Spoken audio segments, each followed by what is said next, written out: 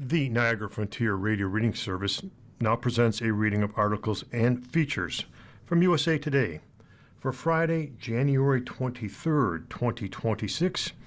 Your reader for this hour is me, Chet Walczyk. I'm glad you're here. I'm glad I'm here. We'll kick it off with the weekend edition's featured cover story under the title, Crunchy Moms Find Validation in RFK Jr. Their fringe vaccine skepticism has gone mainstream. Dateline, Cleveland. The word crunchy once defined a progressive outlook in the health and wellness world. Crunchy moms of the 1980s, 90s, and 2000s espoused yoga, granola, and wheatgrass alongside broadly left-leaning political views on everything from LGBTQ rights to abortion to God. Not anymore. Now, social media feeds are awash with content from crunchy moms whose videos appear alongside clips about wellness, healthy eating, and exercise. But the label has been enthusiastically adopted by conservative, right-leaning women across the country. Crunchy content of today is more likely to feature calls to prayer, protecting arms, and patriotism than to progressivism. And one topic, more than any other, has come to define the new Crunchy Moms movement: vaccine skepticism. As the Crunchy Moms movement swells, it is emblematic of an increasingly mainstream embrace of vaccine skepticism and a broader lack of trust in established medical practice that is alarming scientists and experts in public health. Dr. Peter Hotez, the director of the Center for Vaccine Development at Texas Children's Hospital and author of The Deadly Rise of Anti-Science, decries what he calls a convergence of snake oil salesmen from the health and wellness industry with the Trump administration and RFK's Make America Healthy Again movement. This alliance, Hotez says, is wreaking immeasurable damage to Americans' trust in science and healthcare. The rate of diseases once considered essentially under control, if not eradicated, has been climbing in recent years in the United States as vaccine rates have fallen. Measles, for example, has reached its highest rate of infection in decades as outbreaks sicken and kill children across the country. Anti-vaccine activism is now a leading lethal force in the United States, Hotez says. And now it's spilling over into childhood immunizations. Among the crunchy moms are women who say they or their children have suffered legitimate harm from vaccines. But also flocking to the movement, and in far greater numbers, are women who question everything from the established benefits of vaccines to how they are approved and tested to the reported side effects without their own personal experiences of harm resulting from vaccines.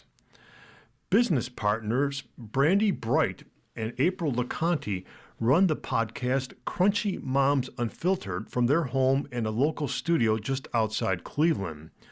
The pair, friends for years and now sharing a tidy suburban home with a chicken coop and vegetable garden, embody the movement they have become devoted to. Bright says childhood vaccines have made her daughter sick, pushing her towards alternative research on the vaccine industry. LeConte's children never suffered such a fate, but nevertheless, she's been pulled in by Bright's experiences and stories from moms like her. Over several interviews, Bright and LeConte spoke passionately about the research they have conducted into everything from seed oils to colloidal silver to double-blind placebo-controlled trials for vaccines. They laid out their reasoning for not trusting vaccines specifically and the medical and pharmaceutical industries more generally. For us, it's hard to know who to trust because everything's so intertwined and there's so much money and there's so much behind-the-scenes stuff and there's nobody asking these questions until now, LeConte said. That's a sentiment echoed from the very top of the American government. Perhaps the most well-known critic of vaccines, RFK Jr., is the most powerful healthcare official in the country. Kennedy, who has spent years casting doubt on vaccines' effectiveness and safety, has spent his first year in office redrawing the nation's childhood and adult vaccine blueprint. We don't know what, if any, contribution vaccines are making to the chronic disease epidemic, Kennedy told USA Today, and that is something that we need to find out. Like many crunchy moms, Locanti and Bright's skepticism over vaccines and medicine mirrors their experience researching food and nutrition. They have also become increasingly interested, some might say obsessed, with what their children are consuming. It started with carefully reading the labels on the products they had long enjoyed, from cereals to cookies to milk. Once they started doing research into the impact those foods might have on their children, what they found shocked and appalled them. Much of the food and drink that they and everyone around them had grown up consuming, Bright and Locanti discovered was full of chemicals, additives, and ingredients whose purposes they do not understand. As they investigated more and more, the mothers entered into an online ecosystem of skepticism, alarm, and panic. Today's crunchy universe has its own lexicon, myriad complicated theories and counter-theories, and a legion of skeptics and soothsayers, many with scientific or pseudo-scientific backgrounds. I look back at the food that I used to feed my teenagers, and I'm like, oh my gosh, I would never feed it to my child now, Bright said. And the amount of moms that reach out to us on social media when we talk about this that are like, I had no clue those ingredients that were in this food I was buying for my kids. As the moms investigated the products they and their children were putting in their bodies, their research quickly took them into the subculture of vaccine skepticism and anti-vaccine research and propaganda. That world was primed to receive crunchy moms like Bright and Locanti. For decades before Bright and Locanti found it, the anti-vaccine movement had been going from strength to strength, picking up millions of followers while developing its pitch and public relations. The COVID pandemic supercharged the anti-vaccine rhetoric machine, pulling in millions more Americans angry about masking mandates and social distancing rules. Mainstream politicians, from U.S. Representative Marjorie Taylor Greene to Florida Governor Ron DeSantis, helped spur the movement from the fringes to the mainstream, spreading conspiracy theories and debunked science to bring in more and more vaccine-skeptical acolytes. Suspicious and angry from what they had found out about the food and drink they had trusted, Bright and Locanti fell headlong into this anti-vaccine movement, spending hours watching documentaries and interviews with scientists and doctors ostracized from the scientific community for their views. It made them more and more skeptical and concerned. I think what we are asking as moms, and what a lot of moms are asking, is just to have the conversations, to do the studies. Let's compare. Let's ask the questions. Let's do the research, Bright said. Something's not right. We don't know what it is, so let's figure it out. Bright and Locanti had followed a familiar path that millions of mothers like them were also going down. Concerns about their children's food and other consumption led to concerns and skepticism about what had been injected into them.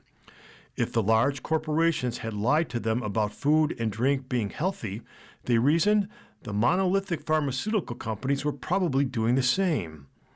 In an attempt to understand what future changes may be coming to America's vaccine landscape, USA Today sat down for an exclusive interview with Kennedy at the Health and Human Services office in downtown Washington. In a wide-ranging conversation, Kennedy clarified his stance on vaccines. I have never been anti-vaccine, Kennedy said. I have said that thousands and thousands of times. My concern is that we should set proper safety tests for vaccines so that people understand, and we are able to understand, the risk profile for these products. Experts like Hotez consider statements like this misleading. Vaccines have already proven their worth because billions of people have taken them, and side effects remain vanishingly rare, they argue. Vaccines that have been around for decades were tested originally and have essentially been tested ever since, they say. That's not good enough for Kennedy and his followers. Kennedy told USA Today that he questions whether he himself was injured by annual flu shots, which he took until the mid-1990s and then later stopped entirely in 2005. The HHS secretary has spasmodic dysphonia, a neurological voice disorder that he says may have resulted from his vaccines, although the Dystonia Medical Research Foundation has said vaccines do not cause the condition and can actually protect against some forms of dystonia. Do I know that it was caused by my annual flu shot? I have no idea, he said. It's a potential culprit that I cannot rule out, but I can't prove it. Kennedy pledged to keep delving into the concerns of mothers like Bright and Locanti who have lost their faith in the government to tell them the truth about complicated medical issues. My job as HHS Secretary is to tell the truth to people and then to let them make up their own minds, he said. And so we have implemented new policies here where we don't tell noble lies. We tell the truth, whatever the impacts are. There is a fundamental contradiction in the logic employed by crunchy moms like Bright and Locanti. When it comes to established science and what the experts believe, the scientific community largely has their back when it comes to their views on seed oils or trans fats or how much screen time their kids should have. But when it comes to vaccines, that support from the established scientific community all but evaporates. Bright and Locanti like to say they are simply asking questions they need to ask about everything from the nutritional effects and benefits of Oreos to the value of the measles vaccine, because nobody has ever really questioned these things before, at least not with real, honest American skepticism, they say. But that's not really true. Select a few crunchy moms' unfiltered videos about nutrition, whether raising concerns about heavy metals in foods or questioning the value of food dyes that are legal in the United States but banned in Europe, and it soon becomes clear that there are actually legitimate scientific concerns underpinning those claims. Bright and Locanti question these things precisely because they can quickly and easily look up research from large, established scientific institutions that have also asked the same questions many times before. There are dozens of published scientific papers digging into the same concerns the crunchy moms have. When it comes to vaccines, however, the body of research is more complicated. Jonathan Howard, an associate professor of neurology and psychiatry at New York University, who has written 2 books on the anti-vaccine movement, summed up one inherent challenge in researching vaccines. One problem with vaccines is the good that they do is invisible, right? Howard told USA Today. No one ever comes home and says, "Boy, my kid didn't get measles today because of the vaccine," or "My kid didn't get polio today because of the vaccine." There exist vast troves of data showing how many lives vaccines have saved across the world, Howard said. Study after study has concluded that vaccines have helped eradicate certain diseases while controlling and mitigating others. But for almost every legitimate study that concludes vaccines are beneficial, there are now counterparts that concerned mothers like Bright and Locanti can find online that raise concerns and fear about vaccines, Howard said. The key difference, however, is that the vaccine skeptical studies Bright and Locanti and other crunchy moms point to do not come from the same established sources that provide much of the fear and skepticism that drive their concerns about food and nutrition. Traditionally, scientists and doctors who have questioned vaccine safety and even the benefits of vaccines have quickly become pariahs. Their studies, documentaries, and papers are often debunked, ridiculed, and dismissed by experts on vaccines and immunology. Ultimately, Howard said, To become an anti-vaxxer or even a vaccine skeptic, one has to tangibly choose to believe a largely discredited subset of research that is not academically or scientifically sound over what the vast majority of scientists have long established. That is more than just skepticism, Howard said. It's a form of willful denial. Nothing is wrong with being skeptical, and there's nothing wrong with asking questions. The problem is when you don't accept the answers, Howard said. Anyone who now says that they are just asking questions about this sort of thing is not doing that. They are not willing to hear the answer. You are listening to a reading of today's issue of USA Today on the Niagara Frontier Radio Reading Service, and the time is 16 minutes after the hour. And continuing with that theme, RFK Jr. talks about his personal beliefs and health policy. Dateline Washington.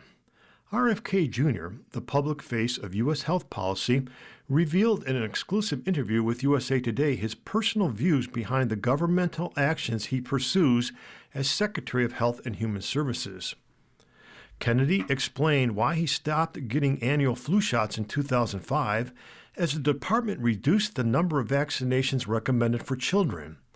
But he said he's read favorable studies about ivermectin treating respiratory ailments, even if the Food and Drug Administration has not approved it for treating COVID. As the department published new dietary guidelines, Kennedy revealed he eats only meat and fermented foods. He also described his personal concerns about seed oils, but said they haven't been scientifically validated yet. And he described his health concerns about cell phone towers as the department embarks on a study of electromagnetic radiation. My job at HHS Secretary is to tell the truth to people and then to let them make up their own minds, Kennedy said. But for an agency like this to be effective, it has to have public credibility. Here are 6 takeaways from the interview with USA Today for the series Extremely Normal. Kennedy concerned flu shots are why his voice is so screwed up. Kennedy, 72, said he stopped getting flu shots because of his concerns about side effects, including suspicions about what damaged his voice. He got the annual shots through the mid-1990s, but gave them up for good in 2005 as he became more aware of possible side effects. Kennedy's speech often sounds strained and broken from a condition called spasmodic dysphonia, also called laryngeal dystonia. He said he couldn't prove a flu vaccine caused his condition, but that it was one potential reason. That's why my voice is so screwed up, Kennedy said. Do I know whether that was caused by my annual flu shot? I have no idea. It's a possibility. It's a potential culprit that I cannot rule out, but I can't prove it. His comments came the same month as the department revised its childhood immunization schedule to recommend 4 fewer vaccines. Use of the vaccines against rotavirus, influenza, meningococcal disease, and hepatitis A changed the shared decision-making between parents and healthcare providers. Groups including the American Academy of Pediatrics, the American College of Physicians, and the American Public Health Association asked January 19th to update a lawsuit filed in July against Kennedy and the department over vaccination policy. The health groups contend Kennedy downgraded 6 different vaccines in a drastic overhaul and without following the evidentiary-driven and legally required process for issuing recommended vaccine schedules in the United States. Kennedy says he eats only meat and fermented foods. Asked about his diet, Kennedy sticks to a few categories. Such foods include yogurt, kimchi, sauerkraut, and sourdough bread. Fermentation helps preserve food and aids in digestion. I eat only meat or fermented foods, Kennedy said. His comments came the same month the department issued new U.S. dietary guidelines with recommendations for people to eat more protein and less sugar and ultra-processed foods. He called the new guidelines the most significant reset of federal nutrition policy in history. As Secretary of Health and Human Services, my message is clear. Eat real food, Kennedy said. American Medical Association President Bobby Mukamala praised the new guidelines for spotlighting the highly processed foods, sugar-sweetened beverages, and excess sodium that fuel heart disease, diabetes, obesity, and other chronic illnesses.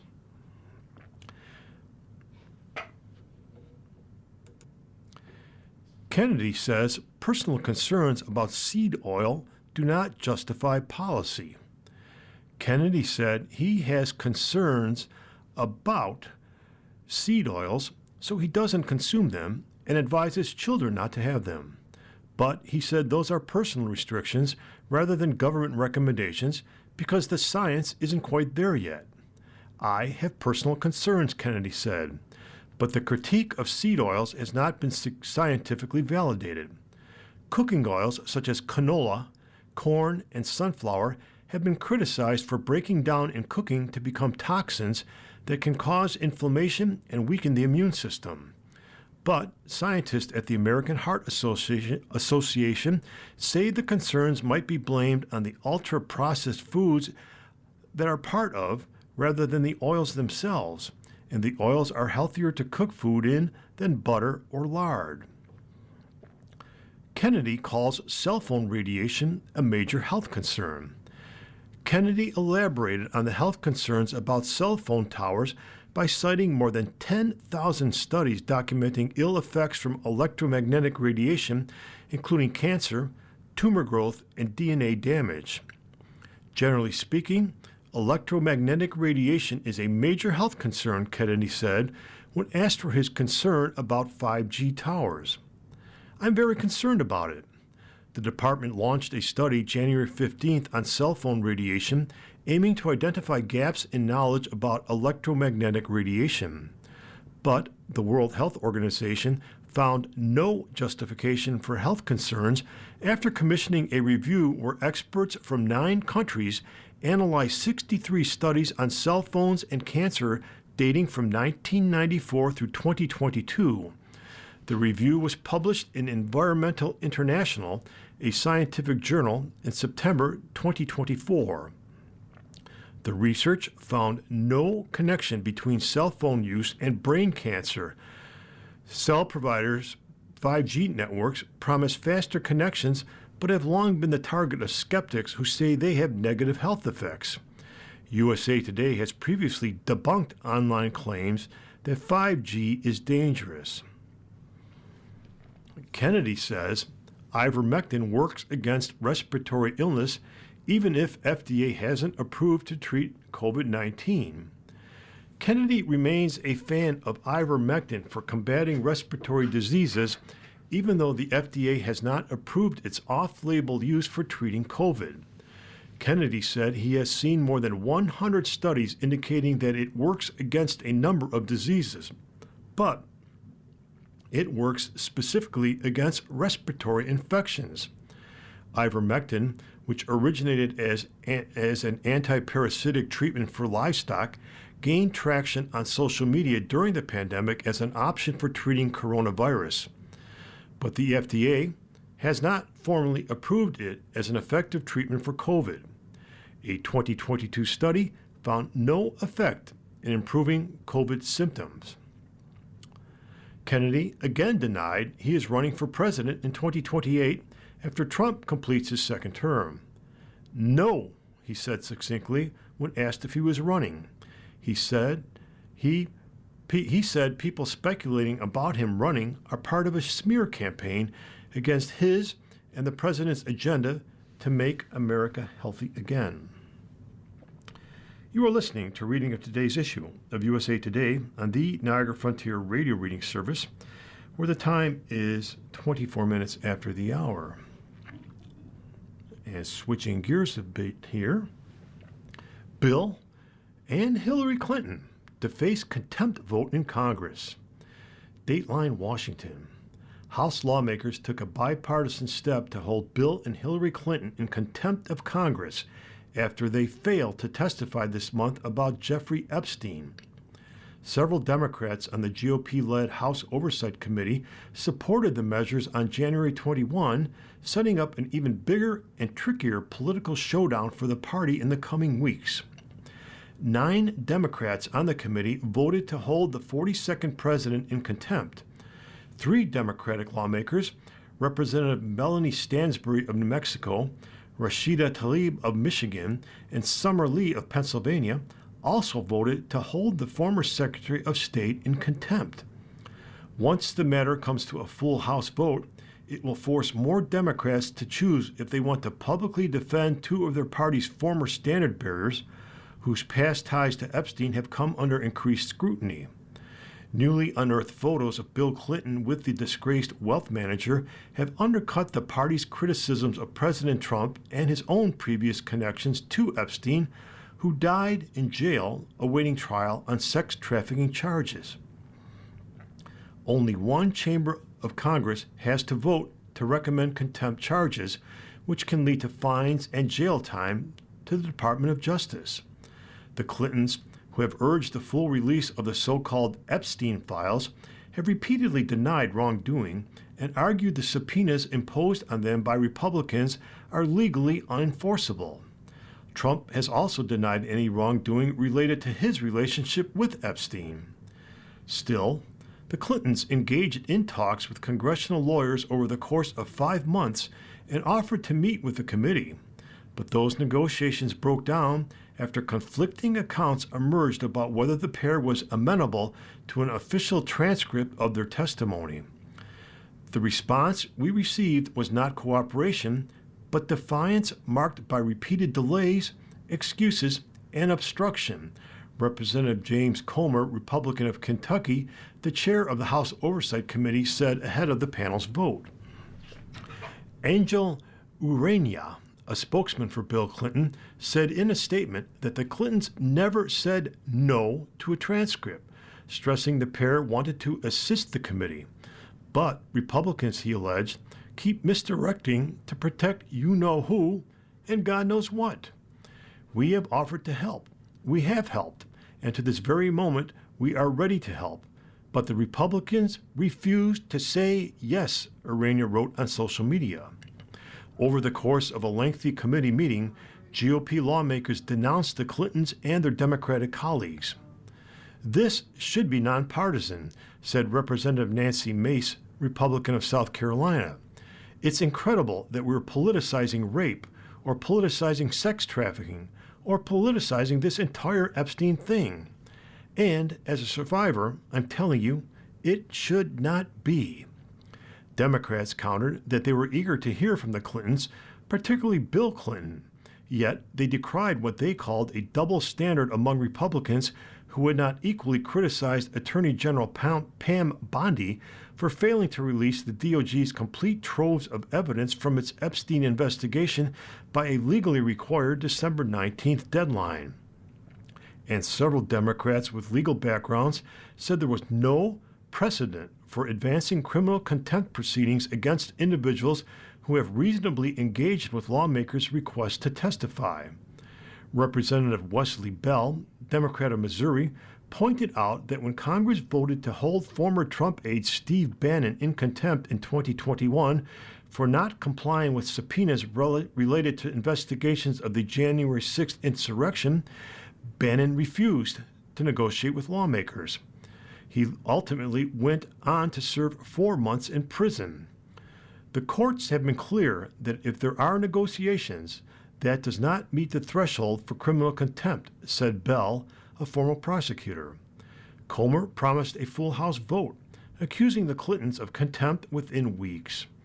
They are going to have 2 weeks before this bill is on the floor, Comer said, referencing the Clintons' attorneys. Make no mistake, this bill will pass. You are listening to today's issue of USA Today on the Niagara Frontier Radio Reading Service. The time is 30 minutes after the hour, and we move to the opinion section for January 23rd. And we have a piece written by Holden and Abby Cross. entitled "The Supreme Court Should Defend Girls' Sports." Holden and Abby Cross are parents of Adelia, a high school athlete in West Virginia. Nobody told us. Our family was still celebrating the great accomplishment of our oldest daughter, Adelia. She had made her middle school track team and was competing in the sport in which we'd once competed, shot put and discus. We were buying equipment, working on her form, laughing as her practice throws made more and more dense in the backyard. She was so excited, and we were happy for her.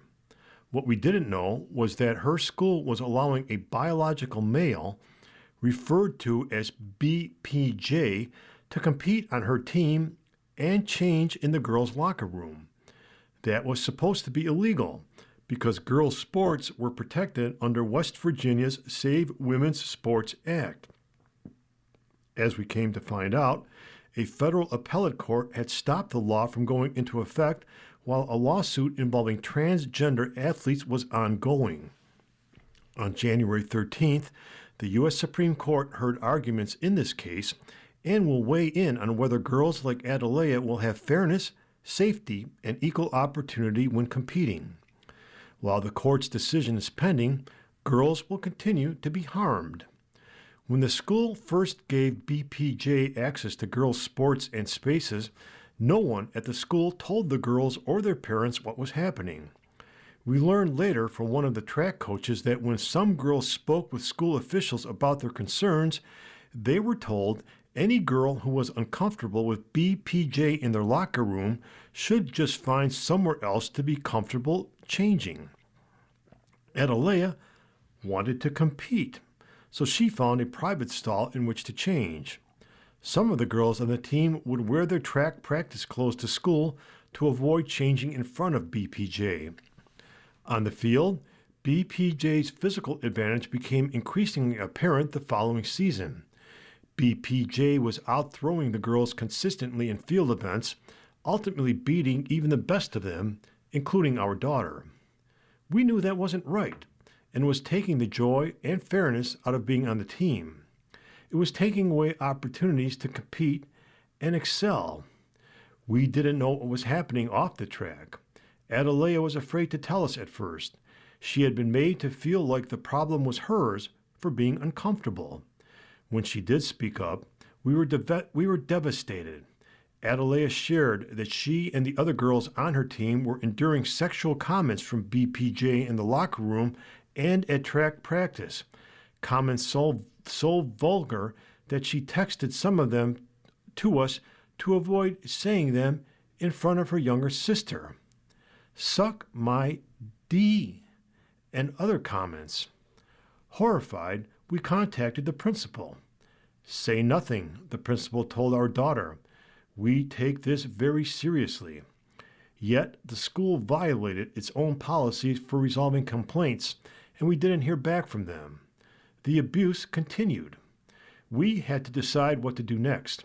We could pull Adelia out of school, but that would deprive her of a community she had been a part of since kindergarten, and it would leave her younger sister and countless other girls to face similar situations in the years ahead.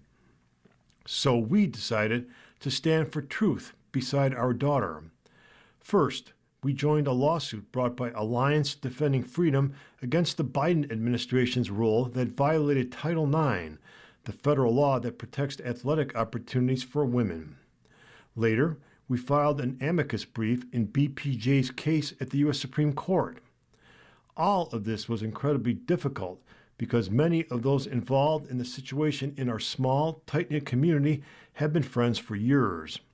However, we knew we had no choice because questioning gender identity harms all children.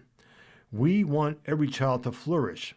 When laws and school policies don't reflect the truth, everyone gets hurt. What's happening in West Virginia to our daughter isn't isolated. Countless girls all over the country face similar losses. We are grateful our state is taking a stand that there are inherent differences between men and women. Girls deserve the opportunity to compete on a level playing field.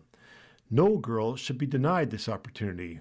forced to be uncomfortable about changing clothes in a locker room, or suffering sexual harassment. We hope the Supreme Court will uphold truth and let states like ours protect girls' sports and spaces. Because when no one's speaking up, someone should say something. Our kids deserve it.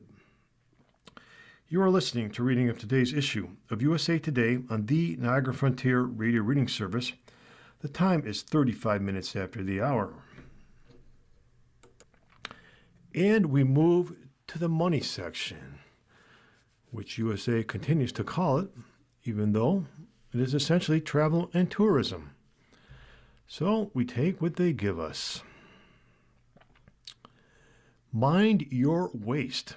The one quirk travelers fail to prepare for when visiting Japan. This is written by USA Today travel contributor Kathleen Wong. Dateline Tokyo. The mileage my sneakers earned on my first full day in Tokyo was 12.4 miles, and impressively, some of my gum wrappers logged just as much. As one of the world's largest cities, Tokyo requires travelers to be out for hours at a time, and I carried each day's garbage with me until I returned to my hotel at night.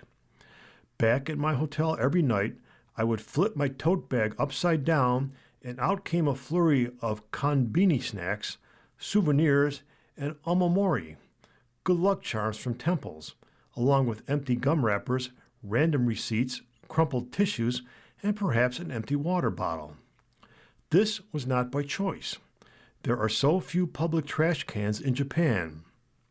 Over my 4 days in Tokyo, I never saw one trash can out on the street. I only found them in konbini, or convenience stores, a few train stations, and Yoyogi Park, a popular green space in the city center.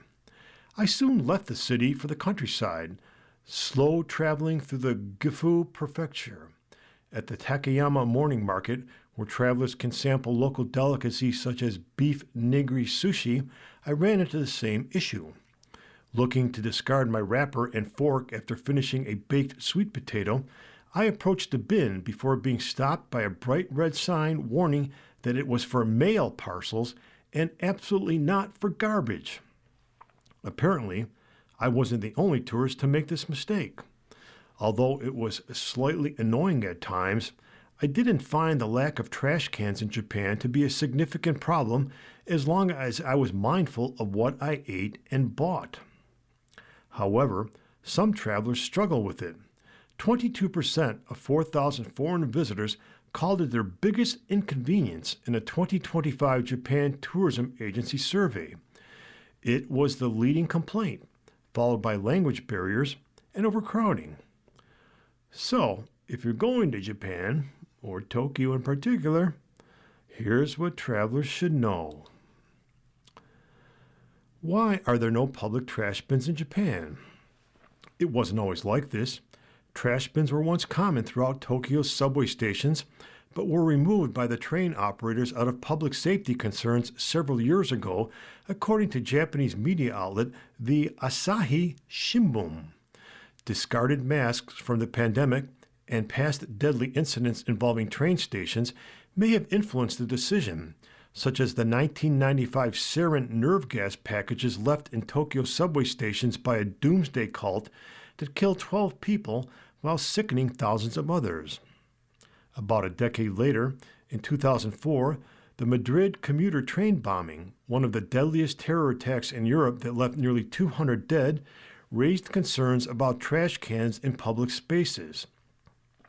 Besides safety, Japan's cultural norms of cleanliness and orderliness also play a major role. Japan has a shortage of public trash cans due to security issues, budget cuts, and a strong sense of personal responsibility.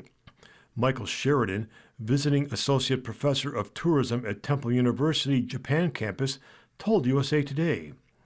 This often catches visitors off guard and can be a bit frustrating if they're not prepared. However, many travelers recognize it as a reflection of Japan's dedication to cleanliness and social responsibility, turning it into a memorable experience rather than just a hassle. Stemming from Buddhist and Shinto beliefs, Japanese culture values tidiness as a way of life. In restaurants, you're often given oshibori, or wet towels, to clean your hands before eating. Upon entering a Shinto shrine, you wash your hands and mouth at a water basin with a ladle in a purification ritual called temitsu. It's considered poor etiquette to eat or drink while walking or riding the train, eliminating the need to toss out trash such as food wrappers or containers on the street. Speaking of, even in the streets in Japan are immaculate, and travelers to Tokyo's crowded Shibuya neighborhood face a fine of 2,000 yen, or about $13, for littering.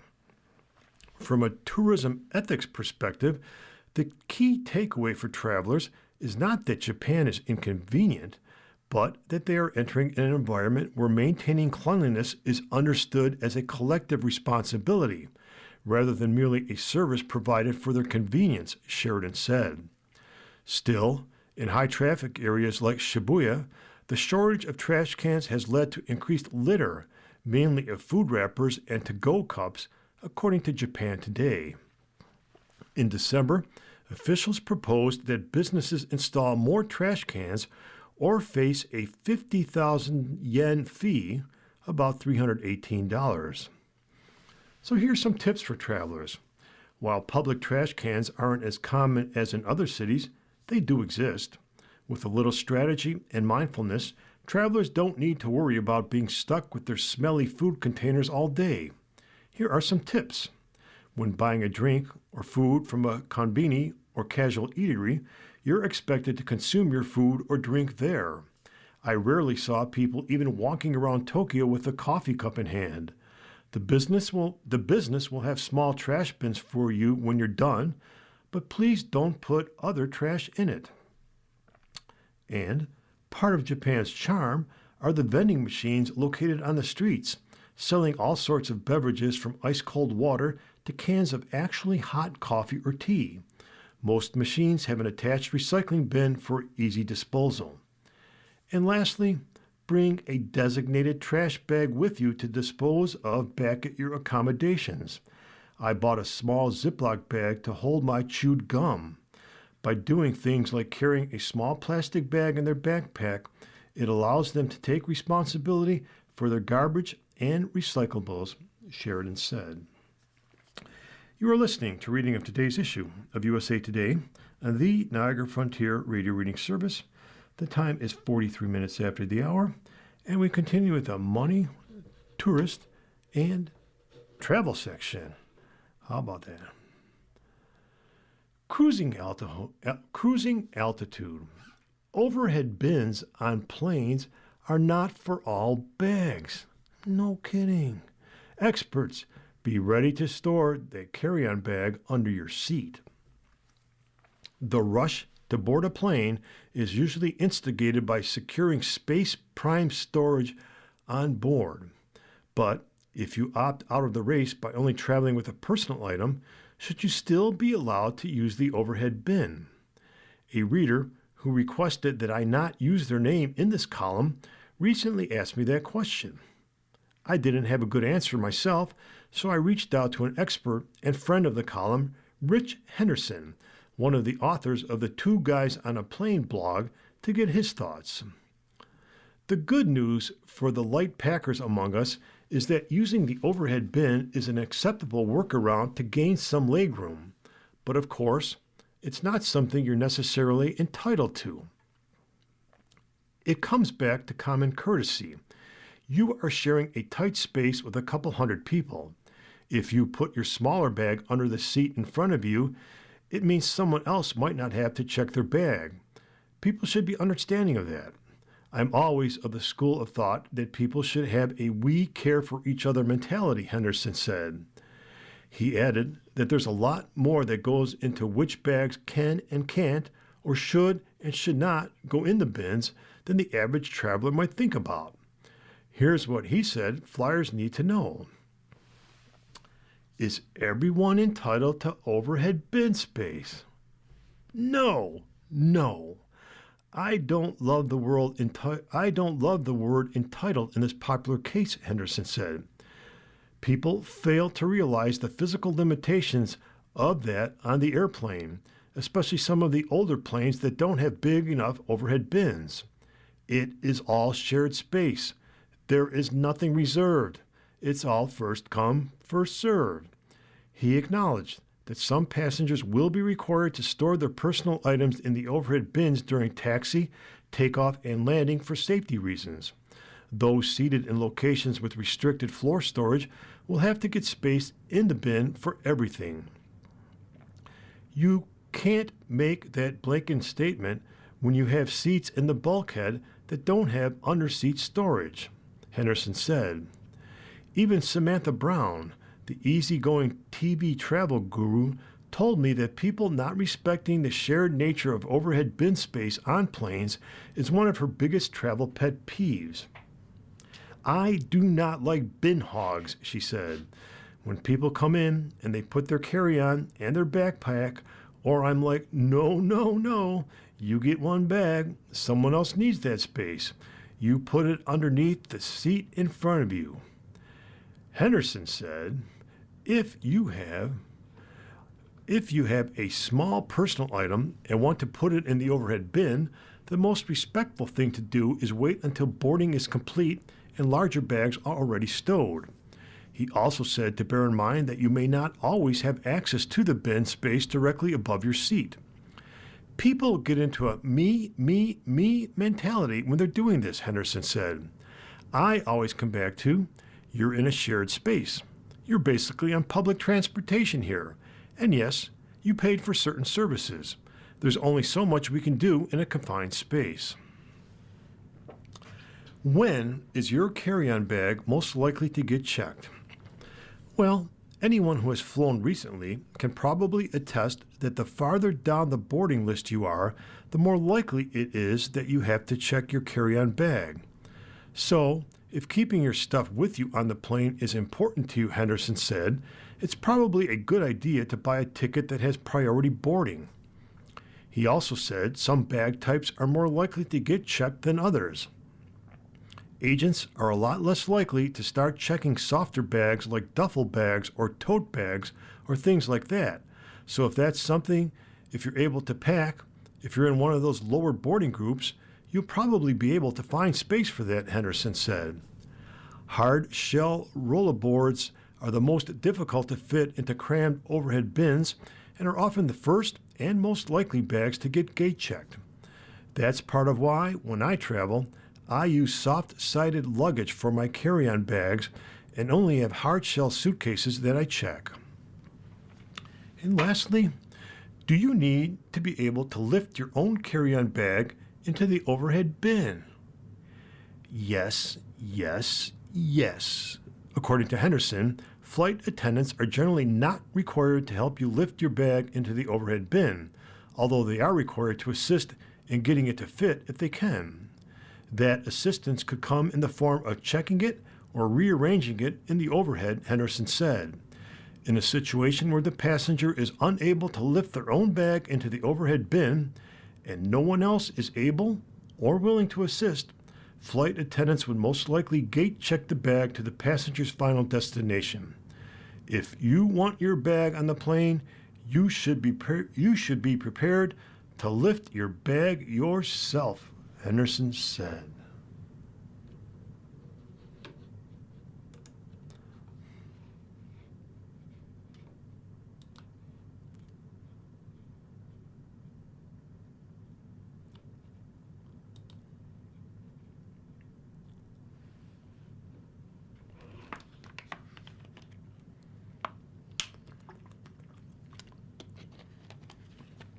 Using a VPN to score cheaper travel deals can vary. I'm sorry about that bit of dead air there. When browsing hotels and flights for a summer vacation to London, I decided to do as the locals do. Well, sort of. I used a virtual private network, or VPN, to change my location to the United Kingdom in hopes of finding a deal, a much hyped travel hack. Travel sites often use dynamic pricing, meaning they show different prices depending on your location or the browsing history. A December 2025 blog post on NordVPN's website reads, "If you switch to a server in another country or region, you can get the cheapest international flight deals with the VPN. Especially during the holiday season, when prices surge before Christmas and New Year, this trick can make a real difference." I decided to go and give it a try myself, but my search didn't yield the results I hoped. And here's why. Can you find travel deals by using a VPN? Well, for the purposes of my experiment, I searched Hotels.com for travel dates on an early June weekend using NordVPN. Virgin Hotels London Shoreditch was listed at about $910 for the 2-night stay. While the prices were displayed slightly different on the U.S. site, the total was nearly the same at $906 and appeared to be more expensive by booking across the pond. I figured I would try my luck with rental cars and browsed options from Hertz for pickup at Heathrow Airport. A small car, a Ford Fiesta or similar, was similarly more expensive on the UK site, priced at roughly $229 as compared with about $222 on the US version. I traveled virtually to Mexico to run the numbers there too.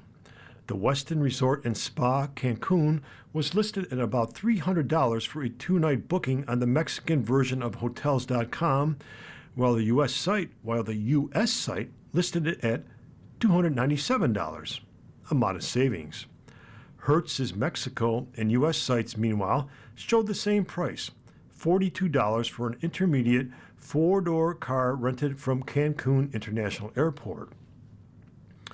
I also tried the same comparisons for both trips using another VPN provider, ExpressVPN. Hotels.com asked me to complete a digital puzzle to prove my humanity, but even after doing so, it would not let me go through. I will ponder what that says about me later. This time, I used Booking.com for the hotel searches. Even so, the results were largely the same, with only slight differences. The Cancun hotel was even closer in price on the Mexico and U.S. versions of Booking.com, for example. Mauritius Breedis, NordVPN's chief technology officer, said prices may vary a lot depending on the website, the time, and whether your server and where your server is located.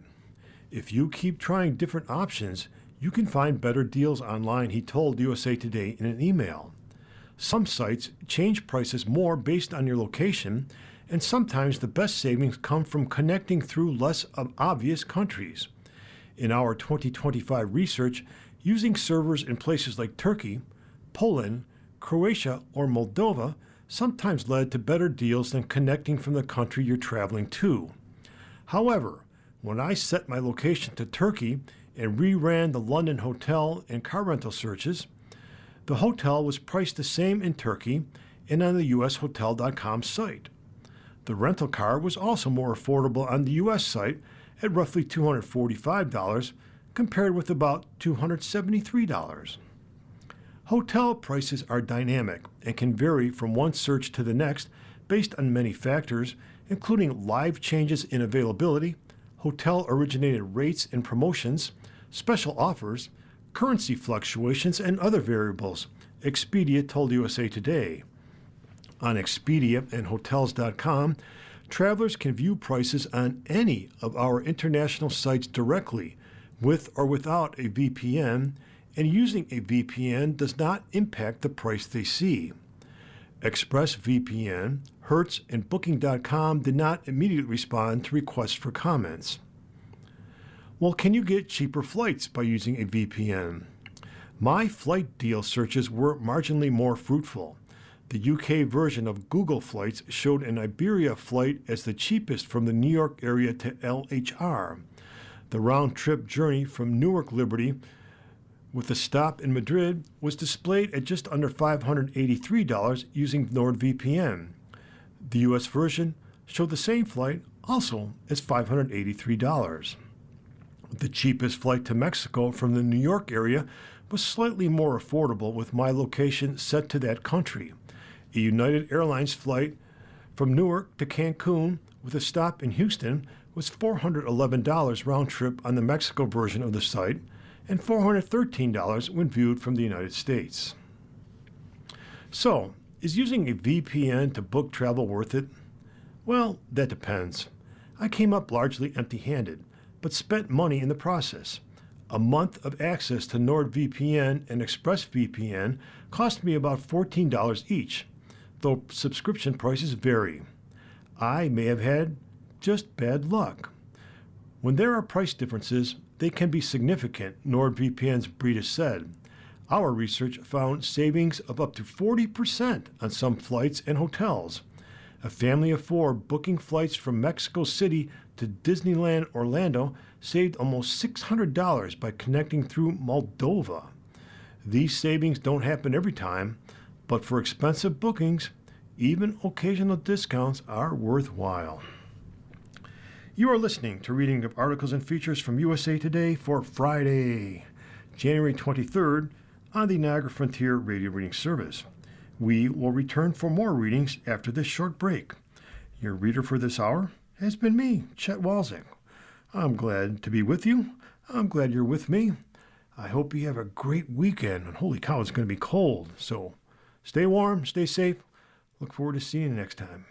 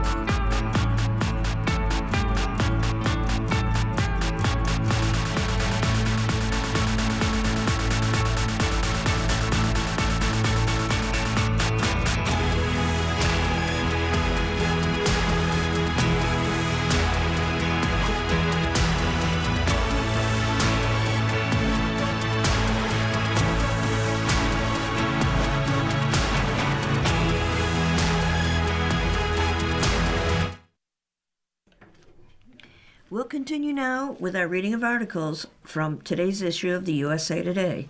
Your reader this hour is Nancy. It is the Life section, Section B. Pratt showed no mercy acting while in a chair, from Brian Chouet.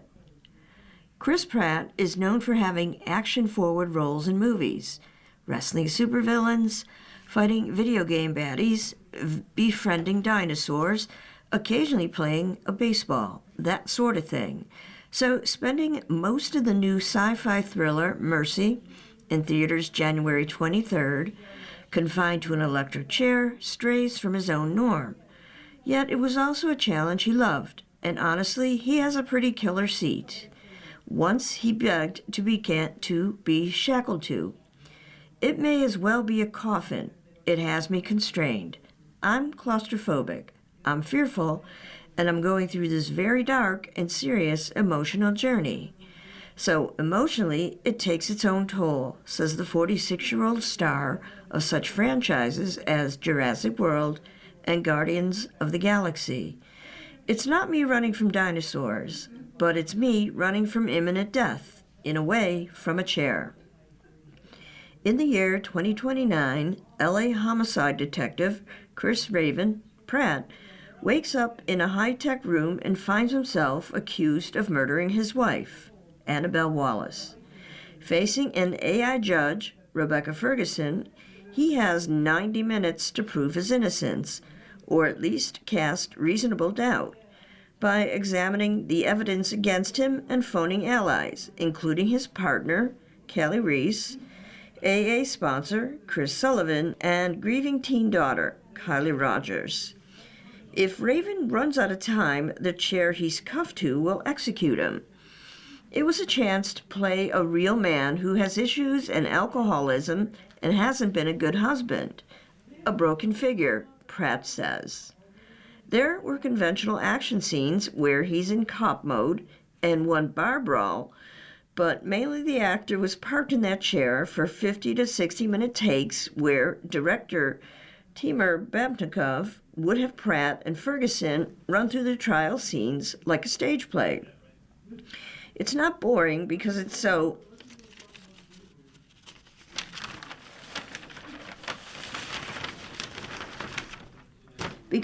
dramatic, Rachmaninoff says.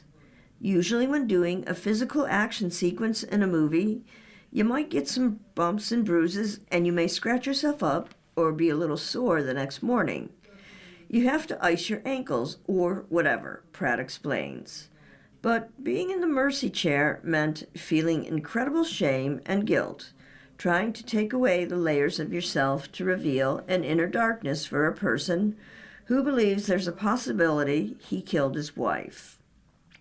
Pratt didn't call for any extra padding to make the chair comfortable for those long filming days. In fact, he wanted to be as uncomfortable as possible. At one point, my hands popped out of the shackles, he recalls. I said, "You've got to actually strap me in. It's not a real chair. It's a prop, so you could break it if you wanted to." So I made sure that they made it strong so I could try to fight against it. Pratt also came up with a way to essentially puppeteer myself. He worked with someone in another room who would feed the actor directions on where to look, music cues to know the tempo of his line reading, plus internal thoughts and subtext Pratt had written. So it'd be like a thought in my head telling me, "Oh my God, you did this. You killed your daughter's mother. You piece of," Pratt says. The movie's premise sounds outlandish, and there's a level of silliness to even talking about it, especially when you're talking to a guy who played Burke Macklin, FBI, Pratt jokes. But you've got to take yourself to places that you might not otherwise go, and he was mindful of not taking that psychological panic and shame home to his loved ones at night. Pratt shares son Jack, 13, with ex-wife Anna Faris, and has 3 children, daughters Lilia, 5, Eloise, 3, and son Ford, age 1. with his wife, Katherine Schwarzenegger. You might be a little detached. Everything all right, Dad? And I'm like, yeah, I had to think of things today to put myself in a frame of mind that had me convinced I murdered your mom. And so I'm going to take a few minutes to myself, Pratt says. Instead of icing my ankles, I'm sort of icing my subconscious.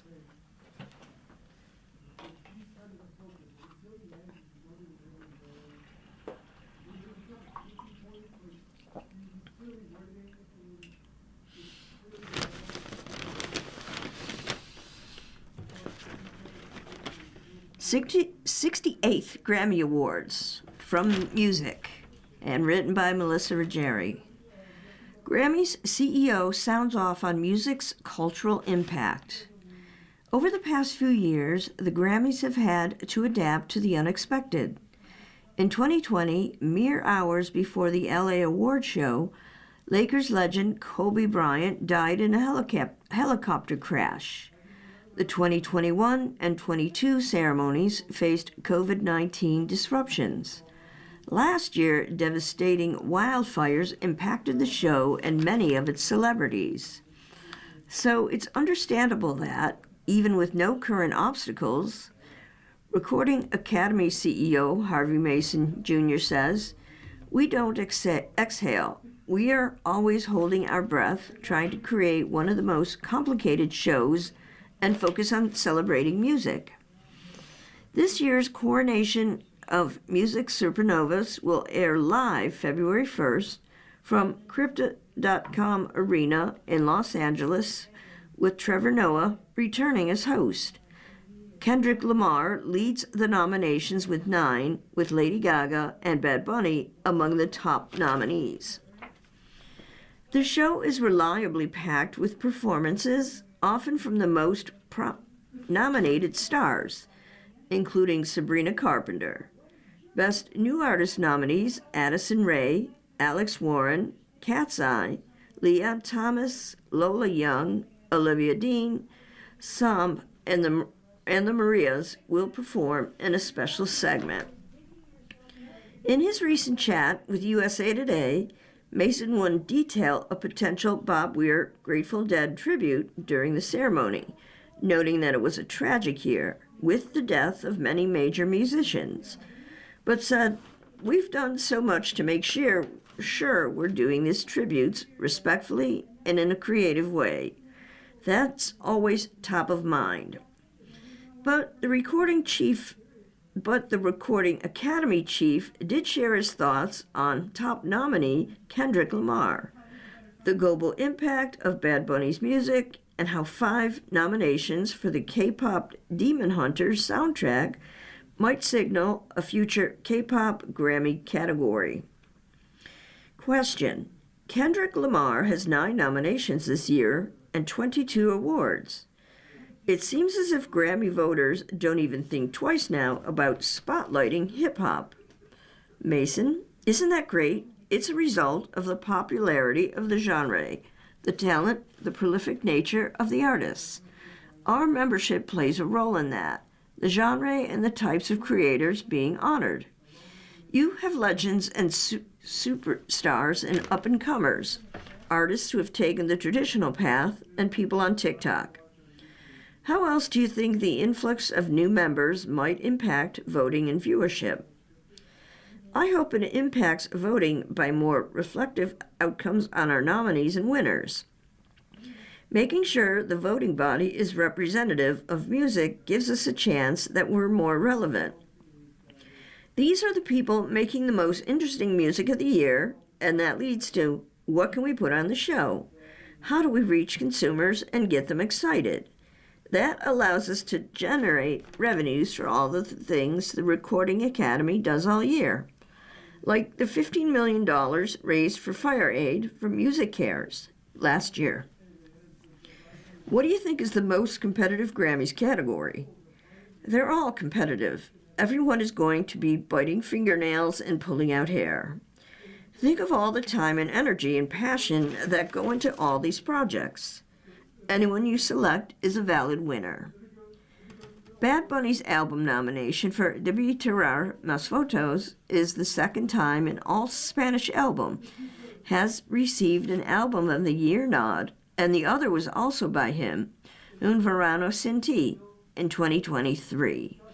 What are your thoughts on what he's done to expand not just the Grammys, but music to a broader culture?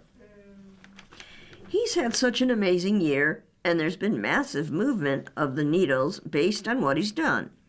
Music, his performances. What he's done is to highlight what happened in music. Different sounds, styles, artists who all have the possibility of shaping the core of music. Everyone is accepting music from where it comes from. No matter the language, whether it's Afrobeats or K-pop or Bollywood in India. Now, it's just about great music.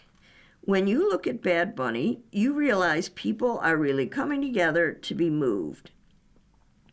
We've talked about K-pop the past couple of years in the sense of when might it have its own category. I'm guessing you never thought an animated Netflix movie, K-pop Demon Hunters, would be the thing to really break the genre at the Grammys. It's not what I saw coming, but that genre has been impactful for quite some time. 15 years now. But seeing the growth and evolution of where the artists come from, I'm not surprised they're being recognized the way they are. So, do you think the time has come for a K-pop category?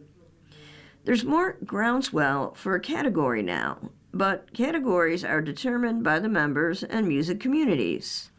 When a contingency wants to be represented, they create proposals and our members vote on it. Like with the contemporary country category, new for 2026. That came from the music community saying, we want to honor our music differently. We want to talk about that category. I don't choose the categories. I hope people don't have problems with it, because the objective is to honor more music.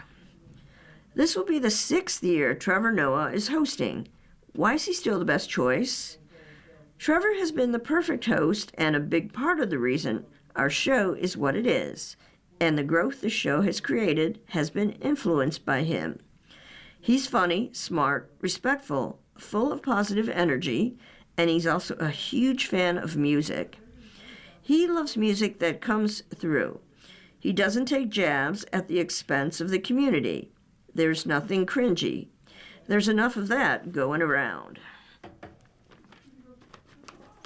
You've been listening to a reading of the USA Today for January 23rd on the Niagara Frontier Radio Reading Service. The time is 17 minutes after the hour.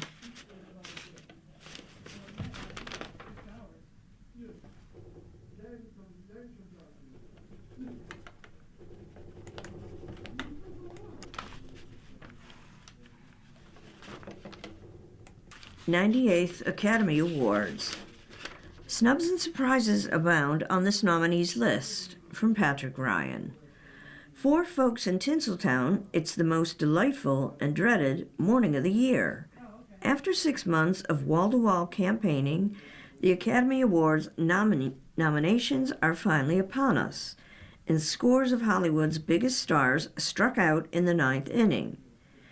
Cynthia Erivo, Wicked for Good, Amanda Seyfried, The Testament of Aunt Lee, Gina Hall, One Beatle After Another, and Miles Canton, Sinners, are just a few of the names that were conspicuously missing when nominations were announced in the early hours of January 22nd by Danielle Brooks and Lewis Pullman. The 2026 Oscars will air March 15th on ABC and Hulu, 7 p.m. Eastern, 4 Pacific, and once again will be hosted by former late-night host Conan O'Brien, who returns for a second year. Here are some of the most glaring snubs and welcome surprises from this season's nominations. Snub, Ariana Grande. Back in November, the actress and pop star was widely touted as the frontrunner to win Best Supporting Actress for Wicked for Good, a sterling showcase for her emotional range as Oz's Good Witch Glinda. But the musical sequel was met with disappointing box office and reviews, and eventually, Grande's Oscar bid ran out of gas right at the finish line. Snub, Chase Infinity. Team One Battle After Another took a major gamble placing Infinity in lead actress, given that she's on screen for only 19% of the film, according to Oscar clock watchers. Their bets mostly paid off. The 25-year-old newcomer coasted through the season, scooping up scores of major awards nominations, only to egregiously miss out on Oscar nominations morning. Surprise, Elle Fanning. In recent weeks, award pundits started taking Fanning out of their Best Supporting Actress prediction for sentimental value, after she was overlooked at both the ACTRA Awards and in the British Academy Film Awards. BAFTA, long list, but Motion Picture Academy voters ultimately warmed to Fanning's richly nuanced and deceptively tricky performance as a Hollywood starlet trying to prove herself as a serious dramatic actress. Snub, Paul Mescal. In one of the day's most jaw-dropping omissions, Mescal was skipped over for the William Shakespeare drama Hamlet, in which he portrays the grieving bard. The Irish actor may have suffered from category confusion, as Oscar prognosticators debated all season whether his role was leading or supportive. Mescal also was unable to campaign stateside as easily as many of his fellow nominees. He's in production on a series of 4 Beatles biopics, in which he stars as Paul McCartney. Snub, Wicked for Good. A house just dropped on the Oscar hopes of Wicked. Along with Grande, the musical sequel was blanked in all categories. No nominations for even craft categories, such as costume design and production design, both of which it won last year. It's particularly shocking given that the first Wicked was an Oscar juggernaut with 10 nods, including Best Picture and Best Actress.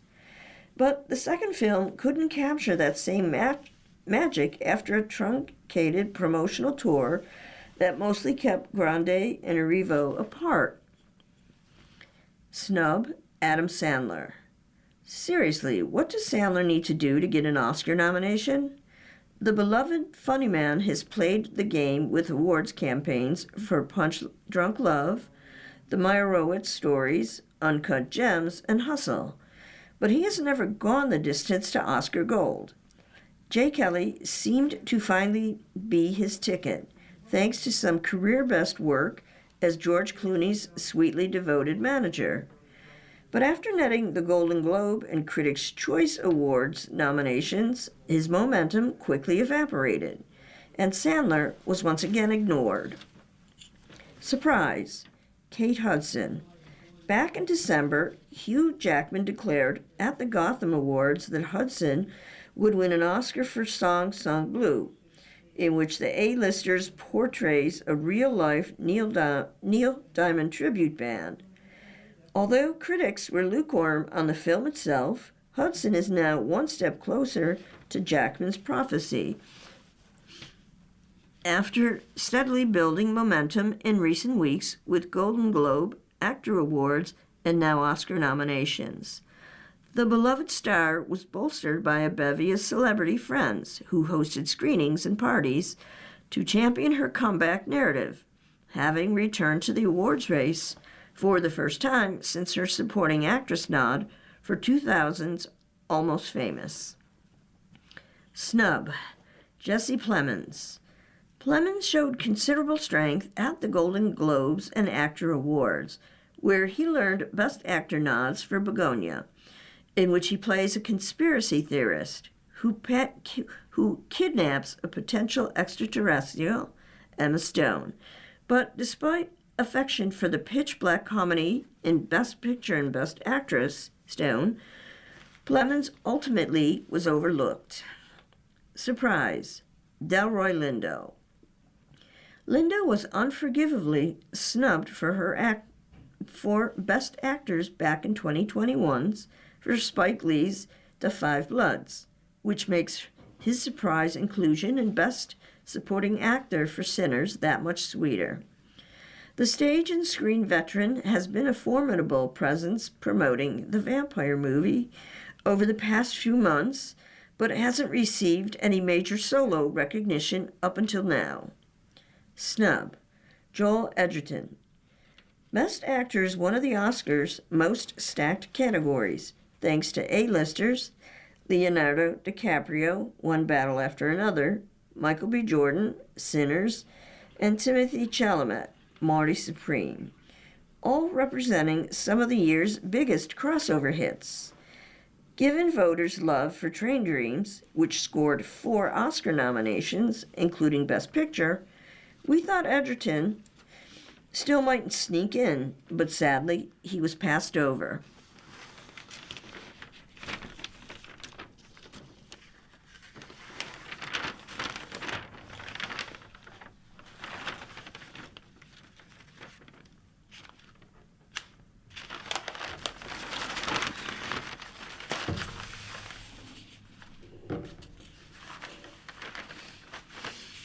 You've been listening to a reading of today's issue of the USA Today on the Niagara Frontier Radio Reading Service. The time's 30 minutes after the hour.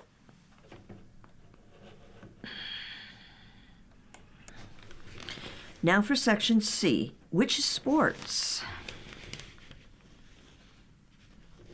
First-hand wise advice.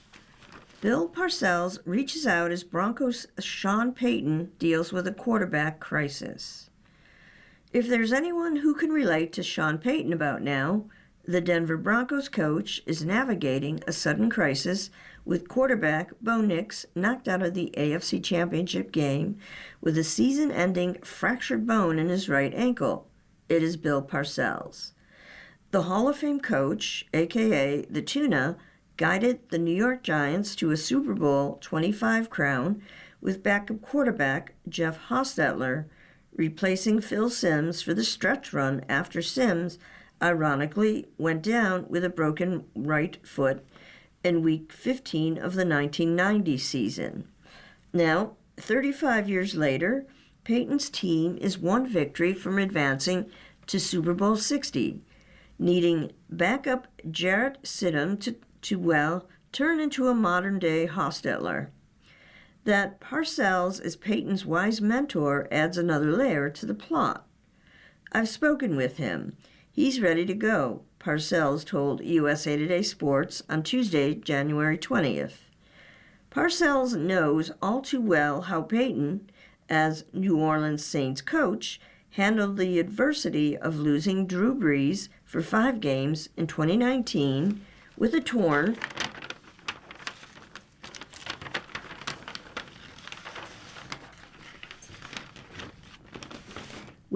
ligament in his right thumb. Enter Teddy Bridgewater. With Payton pushing the buttons, the Saints went 5-0 without the centerpiece of one of the NFL's most explosive offenses. That experience for Payton won't hurt now. It speaks for itself, Parcells grumbled. He's already been through it. He went through it with Brees, so he's done it. He knows what he's doing. It was a given that Payton topped the Tuna this week, with the New England Patriots coming to Empower Field for the showdown on Sunday. Payton was Parcells' assistant head coach for 3 seasons with the Dallas Cowboys, beginning in 2003, before landing his first head coaching job with the Saints. They've remained close over the years, and Payton is hardly shy in expressing his reverence for Parcells, 84, vouching for the influence he has had on his coaching philosophy and style. And their bond is wrapped in an enormous success. Payton ranks 11th on the all-time list for NFL coaching victories, which is 194, including postseason. Passing his mentor earlier this year, Parcells is 16th, with 183 wins, and is one of 14 coaches to win multiple Super Bowls. In addition to football strategy, the Tuna's psychological methods surely rubbed off on the Broncos coach. Parcells, for example, was one who would set out mousetraps in the locker rooms to remind players not to fall into a trap. Peyton's been known to use gas cans as a prop, the message being that they had better not run out of gas. And Lord knows, like Parcells, Peyton, age 62, can set a tone with crankiness. There's even an inspirational Parcells quote displayed in the hallway of the team's headquarters, as noted by the Denver Post, that reads, "Don't ever let good enough be good enough." What a great resource to tap into while in the throes of crisis. If I'm Peyton, I'm asking my mentor to take me back to the messaging he had for his Giants squad, which included the likes of Lawrence Taylor, Carl Banks, Joe Morris, and Mark Bavaro, when Sims suffered his season-ending injury. If I'm not Peyton, I'm asking too. This is literally what I did. I said, look, we're not going to lose or not have a chance to play for a championship because of Jeff Hostetler, Parcells said. It's going to be one or you other guys. I used a different word for other guys, by the way. It began with mother. Okay, I said. It will be one of you other blanks that screws up something that keeps us out. But he won't do it. He'll be ready to go. Fast forward to the present, and the gist of those team-oriented, tough-love words from Parcells a generation ago might resonate with the cast surrounding Stidham. In other words, dropped passes, missed blocks, blown coverages, and needless penalties, for instance, would be no way to support the fill-in quarterback. Then there's a key difference. Hostetler, in his 5th season as Sims' backup, had an opportunity to ramp up the pressure-packed postseason. He started the final 2 regular season games, and the Giants opened the playoffs with a rout. They won the NFC Championship game at San Francisco against the 49ers and the Super Bowl against the Buffalo Bills by a combined total of 3 points. Stidham, on the other hand, hasn't thrown a pass in a real game since 2023. There is no ramp-up acclimation. He is immediately thrown into the fire with a Super Bowl berth at stake.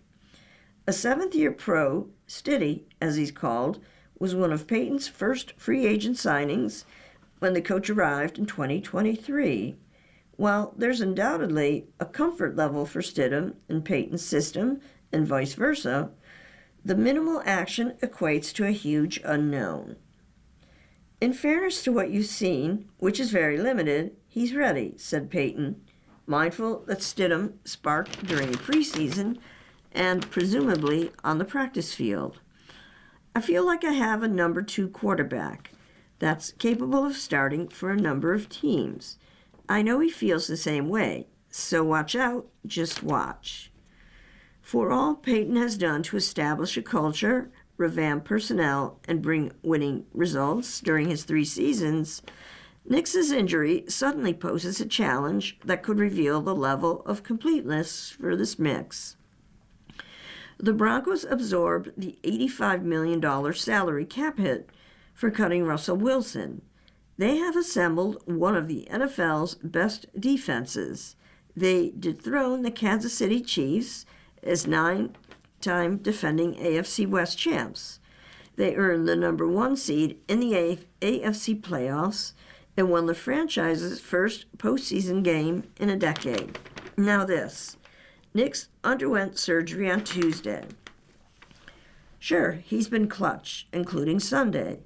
Nix led the Broncos to an NFL-high 8 victories this season after trailing in the 4th quarter. Then again, it's never about just one player, and Peyton is one of the NFL's winningest coaches for a reason. There's always adjustments, always fires to put out. This week, the agenda for Peyton and staff, including coordinator Joe Lombardi, is to craft the best plan possible that is tailored to Stidham. That's not to be confused with reinventing the wheel. It's almost business as usual, Parcells said. Maybe you might have something in there that you've seen him do well in practice on a couple of particular routes that he likes maybe better than Nix did. It's just things like that. You got to talk to the players too. Find out what he's confident about, what he feels like. So you spend a little time doing that prior to making your game plan. Parcells' pupil will surely check those boxes, and then some. Peyton will also bring the mindset that the mission is hardly impossible.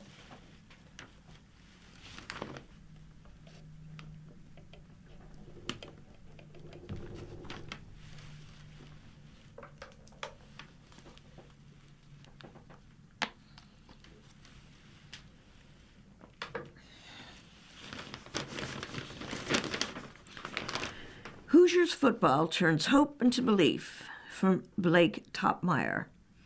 A dividing line separates hope from belief. Long before Indiana rewired out this thinking for what a long-time doormat could achieve, hope could be found in college football's bleakest, meekest pockets. Fans never needed permission to hope. They'd find hope in seemingly ordinary developments, too. When Woebegone State U hired a new weight room coach, that ignited hope for a fierce, tougher, more determined brand of ball. Cross the Rubicon from hope to belief, though, and you could be accused of losing the plot. It's a part of fandom to hope the cellar dweller you rooted for would claw its way to 9-4. It's quite another thing to believe it would happen, or, my goodness, to believe the longtime loser you support would be playing on the final day of the season. Then along came a coach called Sig, a quarterback named Mendoza, and a chant that goes like hoo-hoo Hoosiers. And every fan base, from Kentucky to Illinois to Missouri, gained permission to not just hope, but believe their never-won-much program could not only make the college football playoff, but even dream of the grand prize. We're 16-0, national champions at Indiana University, which I know a lot of people thought was never possible, Curt Cignetti said after his Hoosiers did the unthinkable. Those words will go from Cignetti's lips and straight into the veins of fans of other lovable losers. Even if Indiana's outhouse to penthouse success is likely to remain more than the exception than the rule, that the Hoosiers did it at all allows for hope to morph into belief. Take it from Curt Cignetti. Spend NIL war chest smartly. You might be wondering, how can a school like Kentucky or Illinois be expected to outspend a football megabrand like Texas or Ohio State? Answer, it doesn't have to. Spend smarter, not more. Take it from Cignetti. Our NIL is nowhere near what people think it is, Cignetti said after Indiana beat Miami 27-21 to win the national championship. So you can throw that out. Roster payrolls are not a matter of public record, but Cignetti's assessment tracks with the industry view that, while Indiana is no pauper in the spending wars, it's not putting the Texas oil tycoons to shame. Think about it. Cignetti built the spine of this roster by bringing along his best players from James Madison. Packing up Sunbelt wares didn't break the bank. Indiana won by mining underappreciated talent, making smart buys, then developing those guys into stars, while amassing a mature and physical roster. Sharp selection of Fernando Mendoza in the quarterback portal wars went a long way, too, towards building a champ. None of that's easy, but Indiana provided inspiration. It's not impossible if you have the right CEO. Indiana got this thing started with athletic director Scott Dolson. Nailed his coaching, hire Cignetti wins. He warned his adversaries of that from the jump. Clearly, he knows how to spot fellow winners. 2. Mark Cuban, an IU alumnus and donor described Cignetti's roster-building approach in an interview with Front Office Sports. "You have to know what kind of players to go after," Cuban said. "Like Coach says, I want production, not potential. And understanding that is big." Kentucky dares to believe in football success. "Look, let's not kid ourselves. Teams won't position themselves for greatness by being cheap, and Indiana counts Cuban, a billionaire, among its donors. Having a billionaire or two among your donor base is part of the playbook, but it's just not about spending. It's about knowing where and on whom to spend. Texas spent a war chest on a roster that lost 3 more times than Indiana lost this season. All the money in a billionaire booster's portfolio won't eradicate the need for discipline, physicality, and composure. Indiana had that in spades, plus a polished and clutch veteran quarterback. We sent a message, first of all, to society that if you keep your nose to the grindstone and work hard and you've got the right people, anything's possible," Cignetti said. "Are there 8 first-round draft choices on this team? Probably not. No, there aren't." Indiana has several future NFL players on its team, but Mendoza might be the only one selected in the draft's first round in the spring. Contrast that with Alabama and producing 6 first-round draft picks in 2021. Such stockpiles are more difficult in this name, image, and likeness, NIL, and transfer landscape where talent spreads out more. It spreads to places like Kentucky, Big Blue Nation, located right across the Ohio River from Hoosier Land, had a front row view to Indiana's success. They must be wondering, why not us? On cue, Kentucky is assembling what 247 Sports pegs as the nation's number 9 ranked transfer class. New coach Will Stein, a 36-year-old Louisville native who played for U of L but grew up a Wildcats fan, lacks Cignetti's pedigree or his track record. But he's just the type of hire who could galvanize the booster class. Yes, Kentucky is foremost a basketball school and one of college football's losingest programs. Sounds like Indiana as of 2 years ago. It can be done, Stein said recently. That's the exciting part about college football now. Indiana shattered college football's permission structure. Hope existed since time immemorial. Now, thanks to the Hoosiers, Kentucky and their kind gained permission to believe.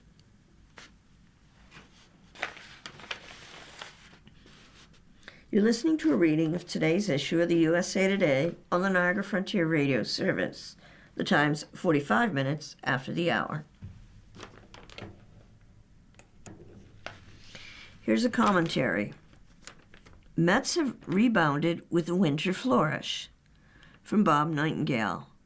The New York Mets, just hours after introducing Bo Bichette in a press conference Wednesday afternoon, January 21st in New York, pounced again and traded for Milwaukee Brewers ace Freddie Peralta.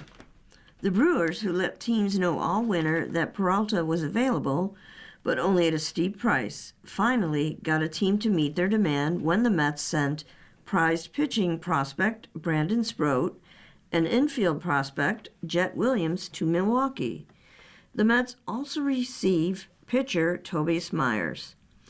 Peralta, who is eligible for free agency after the 2026 season, is coming off a career year in which he went a National League leading 17-6 with a 2.7 ERA, helping lead the Brewers to an MLB best 97 victories. Peralta, who finished 5th in the Cy Young balloting, also is one of the best bargains in baseball, earning just $8 million. Just like that, in a winter in which they were chastised and ridiculed by their fan base for letting favorites Pete Alonso and Edwin Diaz leave in free agency, while trading away outfielder Brandon Nimmo, the Mets have rebounded with a flourish.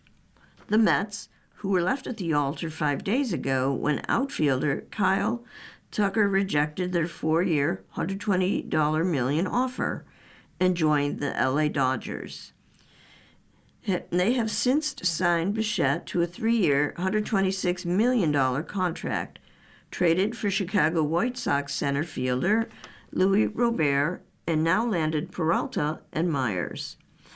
And just like that, the Chicago Cubs' winter got a whole lot better too, knowing that the Brewers' ace is out of the NL Central.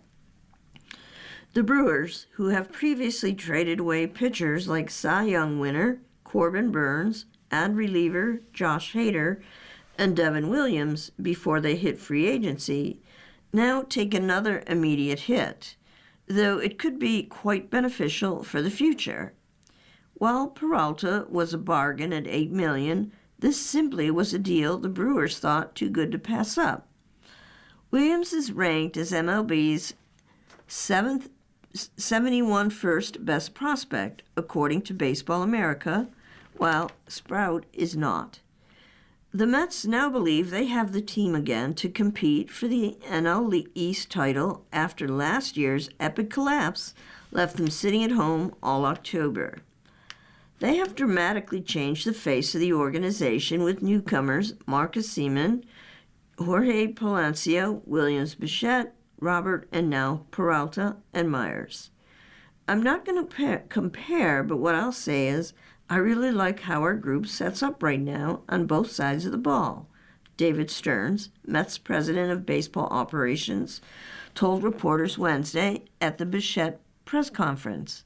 I think we're going to score plenty of runs, and I also think we're probably going to better be defensively, especially up the middle. The starting rotation now has been fortified with Peralta, who is 72-42, with a 3.59 ERA the past 8 seasons. He has made at least 30 starts with 200 strikeouts in each of the past 3 seasons. He leads a talented rotation that includes Nolan McLean, Clay Holmes, Sean Manaea, David Peterson, Kodai Senga, and Jonah Tong. The acquisition of Peralta most likely now takes the Mets out of the running for another frontline starter, such as Framber Valdez and Zach Gallen, who are on the free agent market. The Baltimore Orioles are expected to land one of them, perhaps at a cheaper price than they envisioned. That's for the Orioles to worry about. The Mets have a division title to win.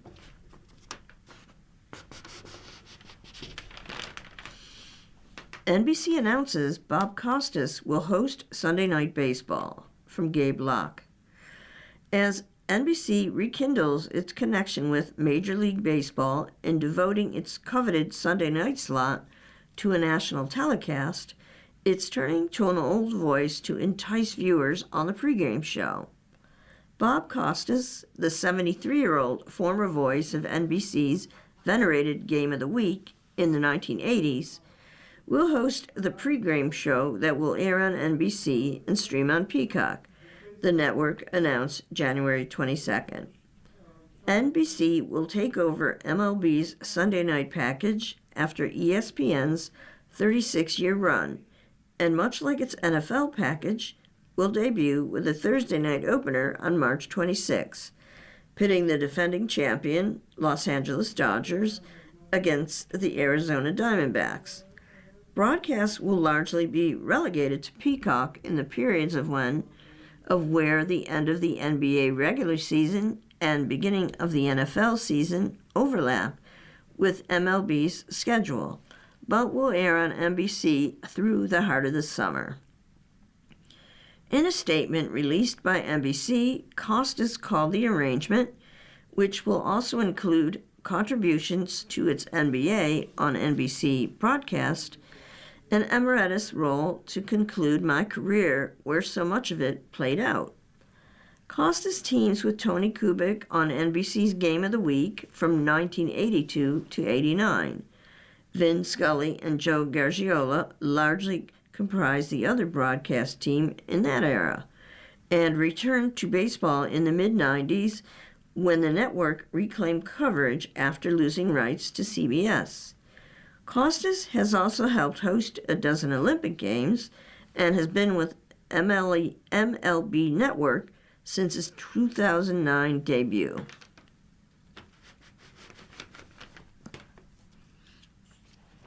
Heated Rivalry stars selected as Milan Cortina Olympics torchbearers for Mark Janetto. The stars of the new hit HBO series Heated Rivalry are taking on another role during the festivities leading up to the 2026 Milan Cortina Winter Olympics.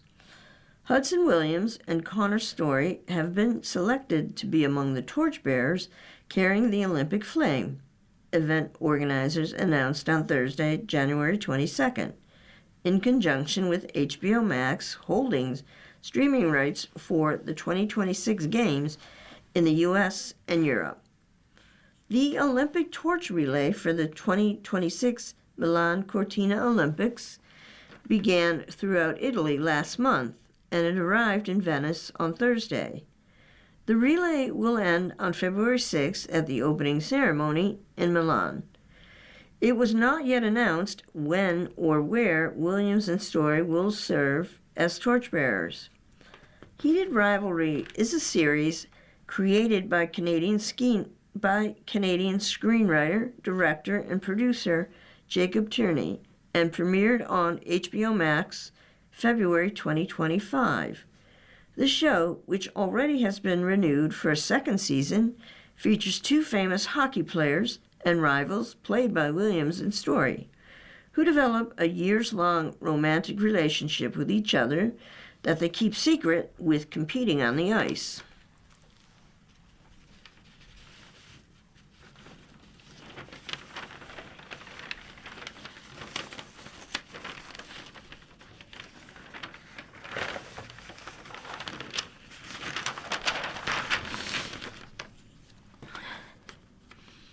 Stafford Mays among NFL MVP finalists, from Jacob Kamaker. The NFL followed the lead of the Academy of Motion Picture Arts and Sciences, announcing the nominees for the league's 8 major awards for the 2025 season on Thursday, January 22nd. The NFL's overall list of nominations contained few surprises. 5 individuals were nominated for each of the league's awards, and, per usual, the league's MVP race seems likely to draw the most attention. The winners, plus the Hall of Fame class announcement, will be named in NFL Honors on February 5th at 9 o'clock Eastern by NBC. Matthew Stafford and Drake May are engaged in what is expected to be a close race to win the NFL's barometer.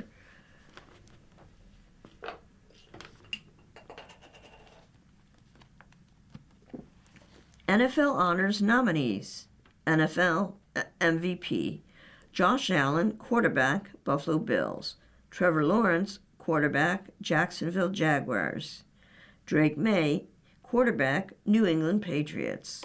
Christian McCaffrey, running back, San Francisco 49ers. Matthew Stafford, quarterback, Los Angeles Rams.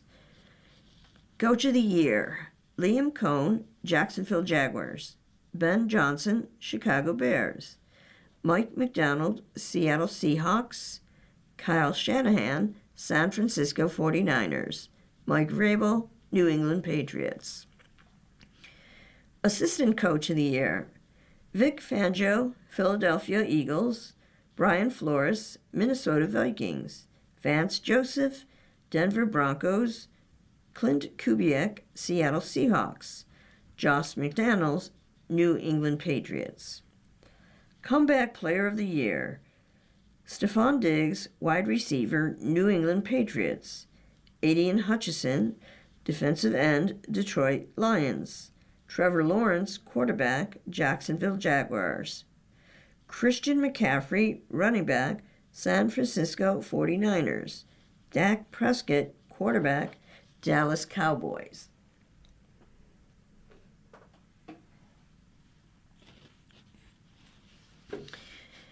And the offensive player of the year, Drake May, quarterback, New England Patriots, Christian McCaffrey, running back, 49ers, Puka Nacua, wide receiver, Los Angeles Rams, Bijan Robinson, running back, Atlanta Falcons, Javon Smith-Njigba, wide receiver, Seahawks, defensive player of the year, Will Anderson, defensive end, Houston, Texas, Nick Bonetto, linebacker, Denver Broncos, Myles Garrett, defensive end, Cleveland Browns, Aiden Hutchinson, defensive end, Detroit Lions, Micah Parsons, defensive lineman, Green Bay Packers, offensive rookie of the year, Jason Dart, quarterback, New York Giants, Emeka Egbuka, wide receiver, Buccaneers,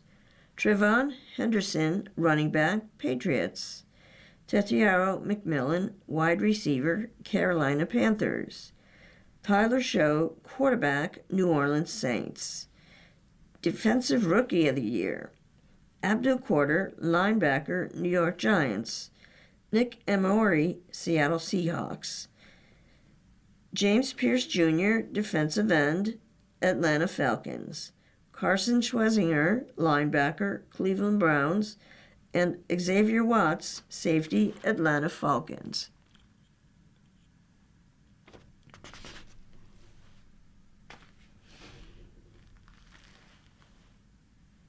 You've been listening to a reading of the USA Today for January 23rd. We read the USA Today weekdays at noon. For more information, call us at 716-821-5555. Your reader for this hour has been Nancy.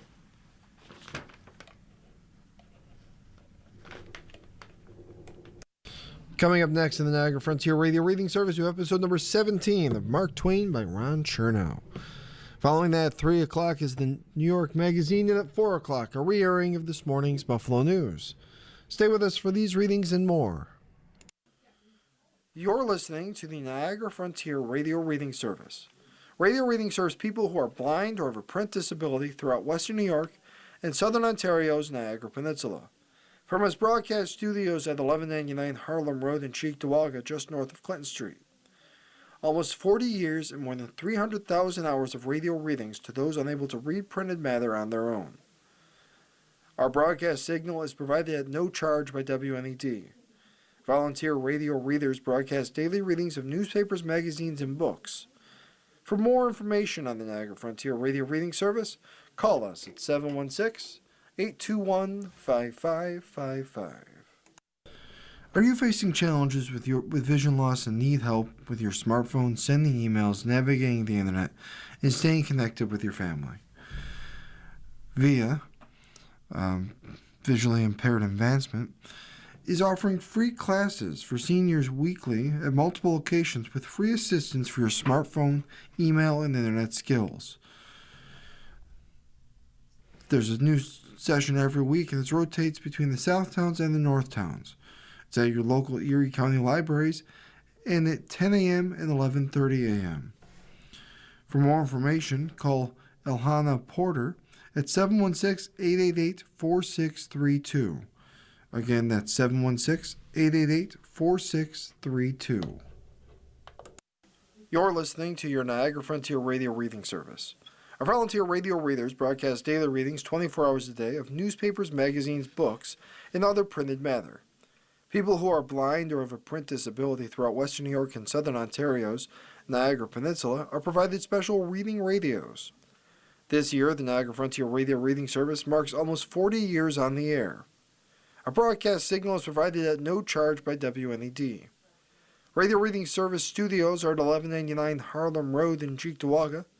The Niagara Frontier Radio Reading Service website is nfradioreading.org. For more information, call us at 716-821-5555.